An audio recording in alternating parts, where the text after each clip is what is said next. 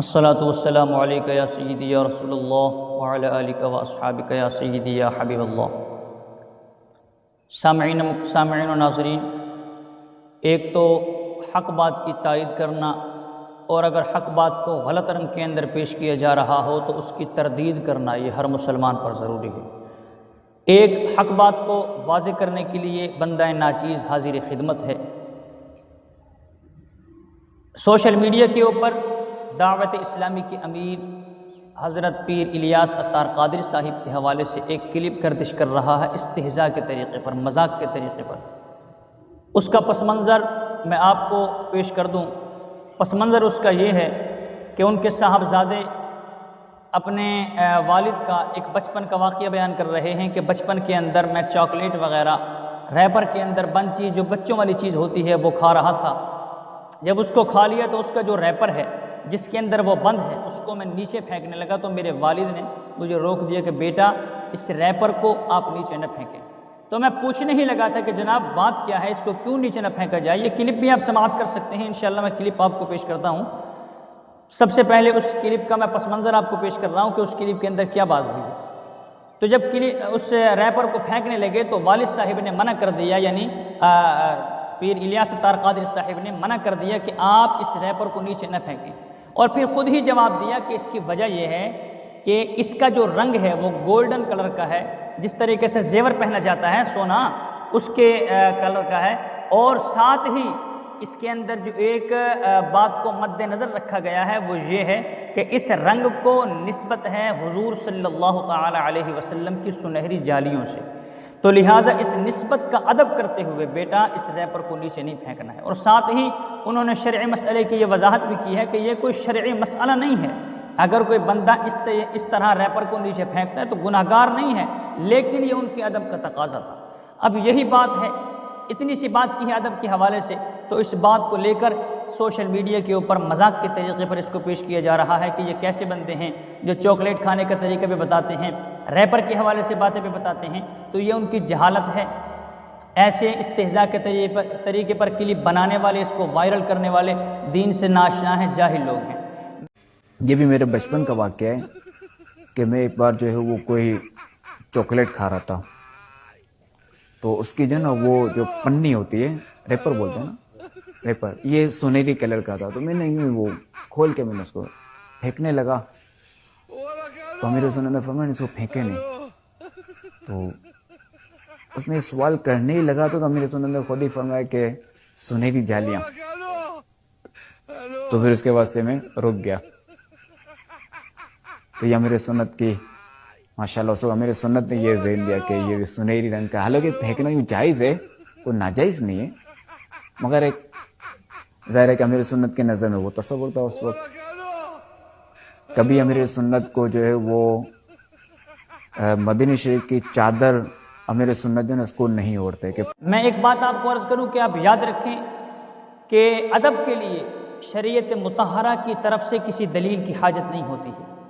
بندہ مومن کا دل جس چیز کو کہہ رہا ہے کہ یہ ادب ہے، بس ادب ہے، اس کو کرے۔ حضور صلی اللہ علیہ وسلم کی بارگاہ اقدس کے اندر حضرت سیدنا عروہ بن مسعود صحابی رسول ہیں،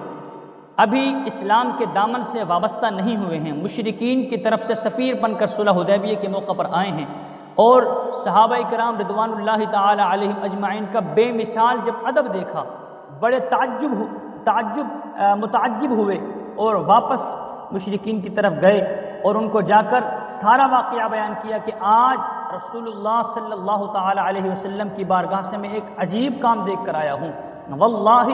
ان رأیت ملکا قط یعظمہ اصحابہ ما یعظم اصحاب محمد محمدا، اللہ کی قسم بڑے بڑے بادشاہوں کے درباروں کے اندر گیا ہوں، پر جتنی تعظیم محمد کریم کے غلام محمد پاک کی کرتے ہیں، کسی بادشاہ کے غلام، کسی بادشاہ کے وزیر اپنے آقا کا اتنا ادب، اتنی تعظیم نہیں کرتے ہیں۔ تو مشرکین نے کہا بھائی کیا بات ہے، آپ سفیر بن کر گئے تھے، کیا دیکھ کر آئے ہیں؟ تو حضرت عروہ بن مسعود کہتے ہیں واللہ ان تنخم نخامتا الا وقعت فی کف رجل منہم فدلک بها وجہہ وجلدہ، اگر حضور صلی اللہ علیہ وسلم وضو کے دوران آپ اپنا فضلہ مبارک زمین کی طرف پھینکتے ہیں تو صحابہ کرام نیچے نہیں جانے دیتے، اگر لعاب دہن زمین کی طرف پھینکتے ہیں تو صحابہ کرام نیچے نہیں جانے دیتے ہیں، اب بلکہ اپنے ہاتھوں پر لے کر کوئی چہرے پر مل رہا ہے، کوئی اپنے جلد کے اوپر مل رہا ہے، کوئی سر کے اوپر مل رہا ہے، کوئی ہاتھوں کے اوپر مل رہا ہے۔ کیوں مل رہا ہے؟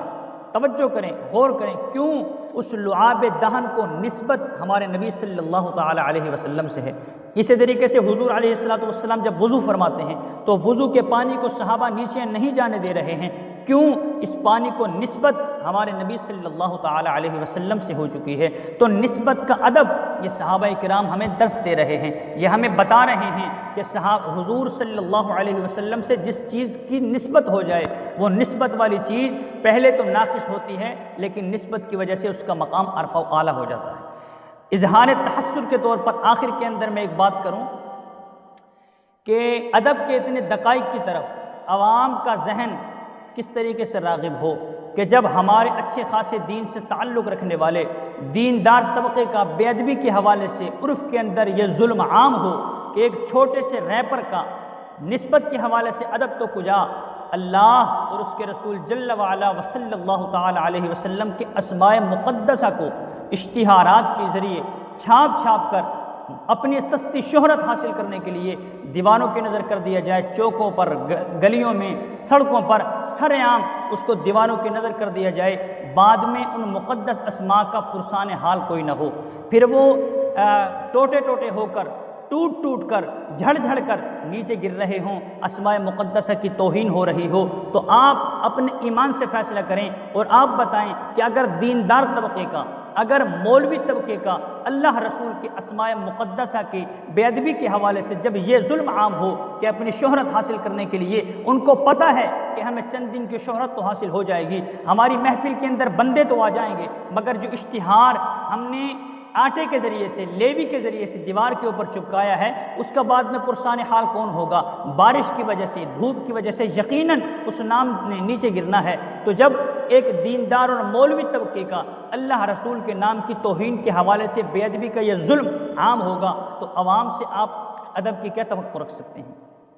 خلاصہ کلام یہ ہے کہ ہر بندہ مسلم پر، ہر مسلمان کے اوپر ادب، شعائر اسلام کا ادب کرنا اور بے ادبی کے تمام ذرائع اور اسباب کو ترک کرنا ایک مسلمان کے لیے ضروری ہے۔ از خدا جوئم توفیق ادب، بے ادب محروم ماند از لطف رب۔